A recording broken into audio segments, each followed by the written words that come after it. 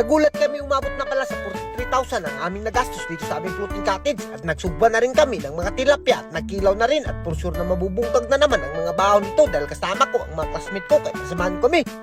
So bago ang lahat guys, andito nga pala muna kami sa Tandag City dahil magsiselebrate kami ng year-end party kasama yung mga kaklase ko at napaka-busy na pala ng Tandag guys, napakadaghan ng prutas at sinama nga pala namin si Aki dito dahil walang magbabantay kaya naman sasama namin siya sa year-end party namin at sinama ko na rin si IB at sa puntong ito guys, nandito nga pala kami sa classmate ko at ayan na nga guys, may mga tilapia pa na nag-harvest sila dito, timing na timing, for sure na mabubungkag na naman natin ang mabahaw nito at as you can see naman guys, pinirito, sinugba at kinilaw na rin natin yung mga tilapia dyan, no? Kung nakikita nyo, nako, talaga mabubungkag natin yung mabaho dyan at ang naghikay pala dyan si Claudio at si Paring Mujica na napakagaling naman talaga nyan at sa puntong ito guys naluto na ngayon sinugba natin kaya naman hinaon na kaagad natin diretso to it na tagagad tayo at sa puntong ito guys dahil gustong talagang makatikim ng budol fight itong mga classmate ko kaya naman pinatisting namin sila ng dahon ng saging at nilalapag lang namin yung mga pagkain dyan at ayun na nga niyabo ng Ane Rebecca yung ating bahaw dyan at shoutout nga pala dito sa mga classmate ko na ang lalaka siguro to humabhab dahil purang nagugusla na sila at sino ba namang hindi magugusla sa sarap ng mga pagkaon natin meron pang pansit na pampahaba ng buhay at si Aki at si Iber relax na relax lang dyan habang tinatanaw yan yung lato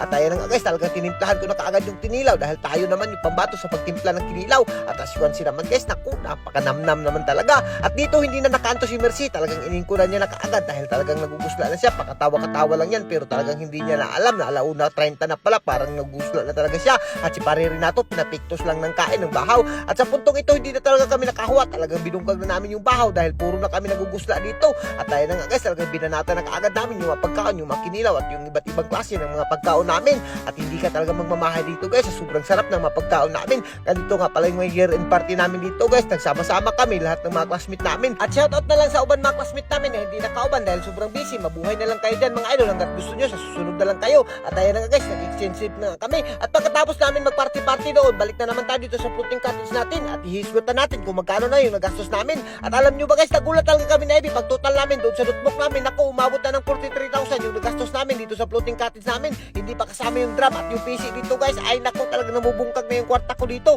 at kung magpapatay kayo ng floating cottage ay nako siguruhin nyo na talaga na mayroon kayong pundo dahil napakalisod talaga at kami nga nagkahubo-hubo na kami dito sa floating cottage namin iwan ko bakit napakalaki ng gastos nito parang ang liit lang naman to pero nako napakamahal na kasi ng mga materialis at mga bilihin ngayon kaya naman magmamahay talaga ako nung naghimo ako pero nahinay ka naman to ay nako goods na to hindi na natin to papasailuin pa at maganda rin naman yung kinalabasan nito at hindi rin ako magmamahay dahil araw-araw ko naman itong magagamit dahil pupunta ako dito at kung pupunta kayo dito guys ako hindi rin kayo magmamahay dahil pipintalan namin yan papalamiin pa namin yan kahit magkano yung gastos namin hindi na namin yan kukwintahin dahil napakaganda na ng itong floating cottage namin at napakaganda pa dito guys lalagyan namin to ng CCTV dito sa Irisanan para mabaklad na namin at sa ngayon guys ito na lang muna yung update dito sa ating floating cottage at alam nyo na kung magkano yung ginastos namin hindi pa natapos kaya naman hanggang dito na lang kami Happy New Year sa inyong lahat dyan mga idol mabuhay kayo hanggat gusto nyo. So ayun guys, kung gusto mong pumaldo, nasa comment section yung link, 59GL guys, lagi ako pumapaldo dyan, kaya hindi ka magmamahay kung gusto mo ng ganitong Gcash.